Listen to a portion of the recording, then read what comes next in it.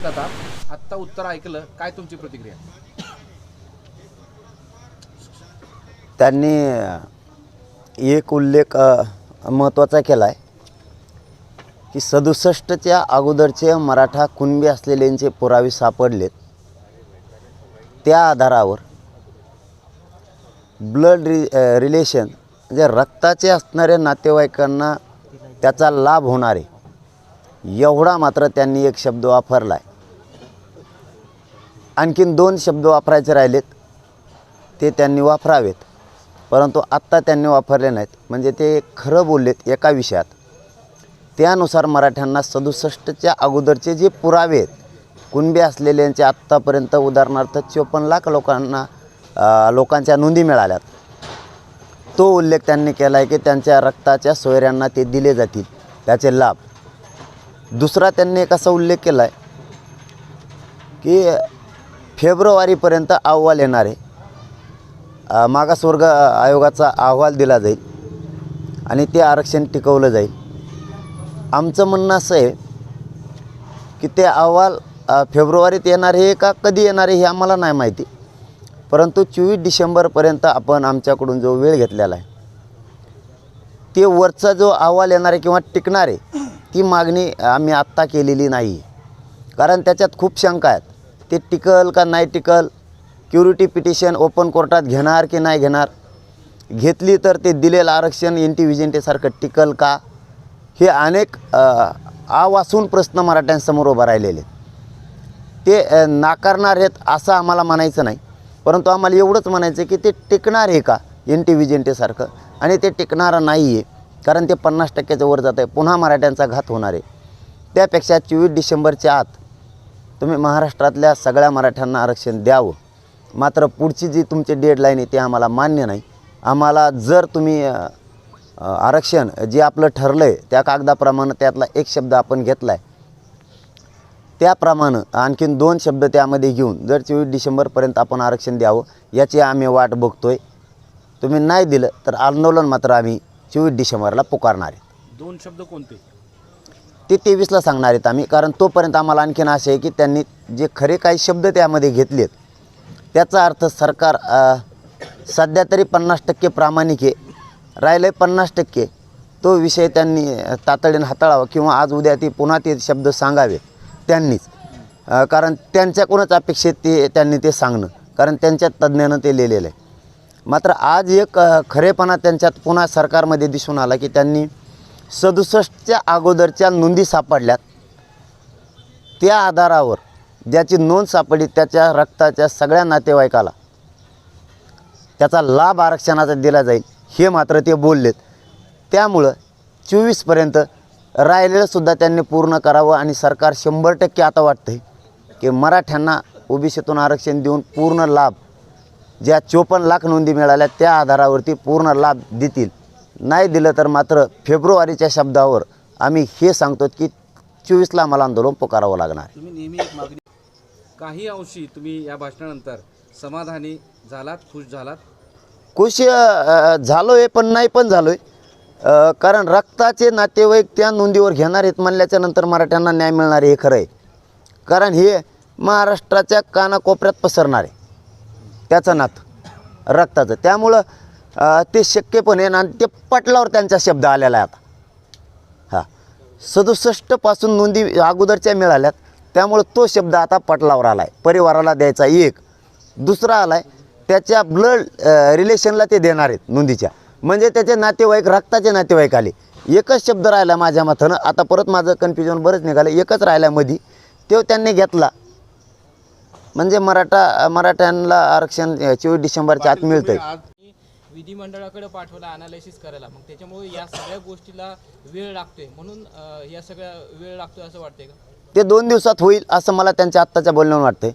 कारण त्यांनी खरेपणानं त्यातला एक शब्द घेतलेला आहे. याचा अर्थ मराठ्यांनी सुद्धा संयम 24 डिसेंबरपर्यंत धरणं गरजेचं आहे. मीही धरतो आहे. 23ला तर आपण आंदोलन पुकारणारच आहेत. आपल्या जर न्याय नाही मिळाला तर आपण कुठेही माग हटणार नाही. पण याच्यातून असं दिसतंय की त्यांनी ज्या अर्थी सांगितले नोंदी मिळालेल्याच्या परिवाराला लाभ होणार आहे आणि त्याच्या रक्ताच्या नातेवाईकाला सुद्धा होणार आहे, याचा अर्थ महाराष्ट्रातला एकही मराठा राहणार नाही. सगळ्यांना 100% आरक्षण 24 डिसेंबरपर्यंत मिळेल. नाही जर त्यांनी सुटसुटीत हे समजून सांगितलं तर आंदोलन आपण 24ला पुकारणार आहे. याचा अर्थ तुम्ही आता असं म्हणलं की 6 कोटी मराठ्यांना लक्षात आलंय की सगळ्यांना आरक्षण मिळू शकतं. तुम्ही आता मग या भाषणानंतर असं समज घेताय की आपण विजयाकडे वाटचाल करतोय म्हणून? पण त्यांनी भूमिका स्पष्ट काही शब्दाची केलेली नाही. हुरळून जम चालणार नाही. नुसतंच पोरगळ बारगळासारखं वागून मला तरी किमान चालणार नाही. कारण ह्या मायबाप समाजानं खांद्यावर जबाबदारी दिलेली, त्यांच्या लेकराची माझ्या खांद्यावर टाकलेली आणि मला ते लेकरू म्हणून पेलायची. सरकारला स्पष्टच करावं लागणार आहे. नोंदी देणाऱ्यांच्या परिवाराला तुम्ही लाभ देणार आहेत हे खरं आहे, त्याच्या रक्ताच्याही नातेवाईकाला देणार आहेत हेही खरं आहे, पण त्याला अटी काय घालणार आहेत का हे तुम्ही स्पष्ट नाही केलं. का तुम्ही त्या नोंदी ज्याची मिळाली तो सांगन तोच रक्ताचा नातेवाईक धरून त्याला लाभ देणार आहेत का हे मात्र तुम्हाला स्पष्ट करावं लागणार आहे. किंवा तुमच्या अटी असतील की आम्ही कलेक्टरांना सांगणार आहेत किंवा कायदा पारित करणार आहेत की नोंदी मिळाल्यात याचा नातलग जर सिद्ध करायचा असेल तर त्याला एखाद्या शपथपत्र करावं लागणार आहे आणि मग तो त्याचा नोंदी मिळालेल्याच्या रक्ताचा नातेवाईक आहे असं ग्राह्य धरून त्याला लाभ दिला जाईल. ही भूमिका स्पष्ट करावी लागणार आहे. आणि किती दिवसापासून तुम्ही तो नोंदी मिळालेल्या बांधवांच्या नातेवाईकाला लाभ देणार आहेत हे 3 विषय त्यांना स्पष्ट करावे लागणार. 3 शब्दापैकी एक शब्द स्पष्ट करावे लागणार. 3 शब्दापैकी एक शब्द तुम्ही मान्य केला म्हणताय, तो किती महत्त्वाचा तुम्हाला वाटतं 3 शब्दांमध्ये? आणि तुम्हाला असं का वाटतं की सरकारने जाहीर करून सुद्धा सरकार अटी लावेल किंवा अडथळा लावेल रक्ताच्या नातेवाईकांना प्रमाणपत्र देण्यासाठी? तुम्हाला असं का शंका आहे मनात? शंका नाही आहे, परंतु ते न बोलल्यामुळं मग नातं नेमकं हे धरणार कसं ही पुढचा प्रश्न उभा राहतो. त्यामुळं आम्हाला सुटसुटीत करायचं आहे, स्पष्ट करायचं आहे. त्यामुळं आम्हाला कळतं आहे हे मिळणार आहे, परंतु पुढं अटी शर्ती नको. त्या आमच्या गुन्हे मागं घेतल्यासारख्या घेतो नाही घेतल्या म्हणजे म्हणून आता सावध राहिलेलं बरं की त्याच्यातले 2 शब्द त्यांनी घेतलेत. एक 2 राहिलेत म्हणण्याऐवजी ज्याच्या नोंदी मिळाल्या त्याच्या परिवाराला देणार आहेत 67पासून म्हणतो मी तुम्हाला. आणि ज्याची नोंद मिळाली त्याच्या रक्ताच्या नातेवाईकाला. पण नातं कसं धरणार ते सांगल तो नातेवाईक. ही भूमिका जर स्पष्ट केली तर आमच्यासाठी आणखीन किचकट विषय न होता सोपा होऊन जाईल आणि मराठ्यांपुढे एक चांगला संदेश सरकारबद्दलचा जाईल की सरकार मराठ्यांना आरक्षण देणार आहे. काही सरकारकडून निरोप जर आला तर 23 तारखेच्या इशारा सभेचं रूपांतर कुठल्या दुसऱ्या सभेमध्ये होईल का? सरकारच्या हातात. फक्त भूमिका स्पष्ट करायची राहिली. सरकारची लाईनसुद्धा क्लिअर आहे. काही गोष्टी मान्य करायला लागतात. सत्य स्वीकारणारा आंदोलक असतो, नुसतं आडमोठ्याच्या भूमिकात चालणारा आंदोलन नसतो. आकच जर सरकारविषयी व्यक्त करायचा असला तर मग त्याला काहीही दिलं तरी तो आकसच व्यक्त करत असतो. आमच्यावरती संस्कार आहेत मराठा समाजावरती. सरकारनं लाईन क्लिअर धरली, 1-2 शब्द राहिले तेवढे टाकावेत आणि भूमिका थोडी स्पष्ट जर केली सुटसुटीत. 2004च्या JR सारखं लफडं नको, सुलभ तानाचे जाटी शर्ती नको.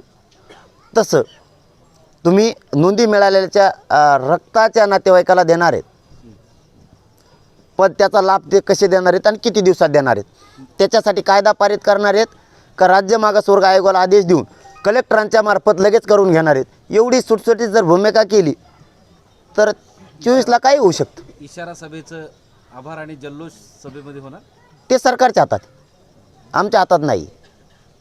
ओके, थँक्यू, बहुत बहुत शुक्रिया, धन्यवाद. याच अधिवेशनात कायदा पारित करून सरसकट मराठा समाजाला आरक्षण द्यावं. त्याही प्रश्नाचं त्यांचं उत्तर राहिलेलं आहे की तुम्ही 1967च्या अगोदरच्या ज्या नोंदी सापडल्यात मराठा समाज कुणबी असलेल्या त्यांच्या नातेवाईकांना नातलगाला तुम्ही लाभ देणार आहेत, परंतु तो कशाच्या आधारावर देणार आहेत किंवा त्यांच्याकडून काय नातं कसं तुम्ही त्याला निकष लावणार आहेत हे याचं उत्तर देणं अपेक्षित आहे. का कायदा पारित करणारे 24 डिसेंबरला ते देण्यासाठी हे उत्तर मात्र त्यांच्याकडून राहिलेले तेही त्यांनी तातडीनं देणं अपेक्षित आहे. कारण तुम्ही नोंदी सापडल्यात आणि नातलगाला द्यायचं असेल तर त्याच्यासाठी तुमची अट काय असणार आहे किंवा अट नसणारच आहे हे उत्तर देणं गरजेचं आहे. मग कायदा पारित करण्याची आवश्यकता पडणार नाही. परंतु तुम्हाला जर नातलगाला निकष किंवा अटी लावून द्यायचं असेल, तू कसा नातलग हे जर सरकारला निकष पाहिजे असतील तर कायदाच पारित करावा लागणार आहे आणि सरकारनं तो 24 डिसेंबरच्या आत करावा. बरोबर. तुम्ही म्हणताय की सरसकट कुणबी हे आरक्षण दिलं पाहिजे.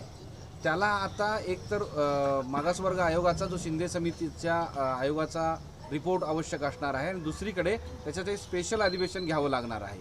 या दोन्ही गोष्टी फेब्रुवारीपर्यंत गेल्यात. आता कुठला बेस राहिला आहे की जो 24पर्यंत कुणबी आरक्षण देण्यासंदर्भात? याला मागासवर्ग आयोगाचे फक्त आदेश लागणार आहेत, अहवालाची आवश्यकता नाही. कारण कुणबी ज्या ज्या नोंदी मिळाल्यात या नोंदी जात पडताळणीसाठी फक्त आदेश लागणार आहेत. अहवाल म्हणजे काय, तुम्हाला सुप्रीम कोर्टाला जर आरक्षण टिकवायचं असलं तर मागासले पण सिद्ध करायला लागणार आहे. त्याच्यासाठी तो अहवाल फेब्रुवारीसाठी लागणार आहे. या कुणबीसाठी या नोंदीसाठी अहवालाची आवश्यकता नाही, फक्त आदेशाची आवश्यकता आहे. त्यांनी ते उद्या सकाळी जरी आदेश दिले की ज्या 67च्या पूर्वीच्या नोंदी मराठ्यांच्या कुणबी असलेल्या सापडल्यात याच्या रक्ताच्या नातेवाईकाला सुद्धा याचा लाभ द्यायचा असं मुख्यमंत्री साहेब त्यामध्ये आत्ता म्हणलेत. द्यायचा असेल तर फक्त राज्य मागासवर्ग आयोगाचा आदेश लागतो.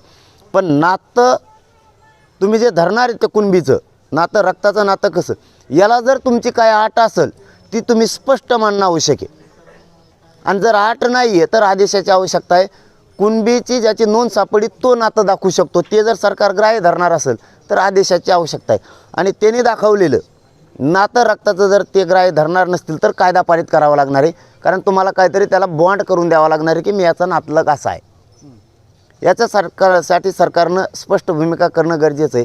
फेब्रुवारीची मग वाट बघण्याची आम्हाला आवश्यकता नाही. आम्हाला 24च्या आत न्याय मिळतो. 24 डिसेंबरच्या पर्यंतचा आधार काय असणार आहे सरकारच्या समोर तुम्हाला आरक्षण देण्याचा? तेच आता आम्ही तोच उल्लेख केला की तेच फक्त भूमिका स्पष्ट करायची सरकारची राहिली. ज्या 67च्या अगोदर नोंदी सापडल्यात त्याच्या सगळ्या परिवाराला सरकार आरक्षण देणार आहे, लाभ देणार आहे. पण ब्लड रिलेशन जे म्हणलेत म्हणजे त्याच्या नातेवाईकाला, त्याच्या सोयऱ्याला सरकार त्याचा लाभ देणार आहे असं मुख्यमंत्र्यांचं आत्ताचं उत्तर आहे. पण मग तुम्ही ते नातं कसं धरणार आहेत हे आमच्या पुढचा प्रश्न आहे. ते जर सुटसुटीत आणि सुलभ करायचं असलं तर सरकारने एक तर कायदा पारित करावा 24च्या आत. ते फेब्रुवारीचा विषय वेगळा आहे, तो वेगळा पार्ट आहे आणि हा वेगळा पार्ट आहे. त्याच्यासाठी सरकारनं कायदा पारित करावा किंवा ज्याची नोंद सापडली त्यांनी जरी नातं दाखवलं तरी सरकार घेणार आहे, त्याला लाभ देणार आहे असं स्पष्ट करावं. पाटील, तुम्ही जे तुम्ही आता बोलताय- ज्या नोंदी सापडल्या त्याच्याबद्दल तर सरकारने सांगितलं की रक्ताच्या नातेवाईकांना ते दिल्या जाईल. पण ते सरकारने पुढची भूमिका का स्पष्ट केलेली नाही की त्याच्यात काय अटी ठेवल्या जातील का नाही जातील? तुम्हाला काय वाटतं, सरसकट देण्यासाठी सरकार अटी ठेवू शकतं?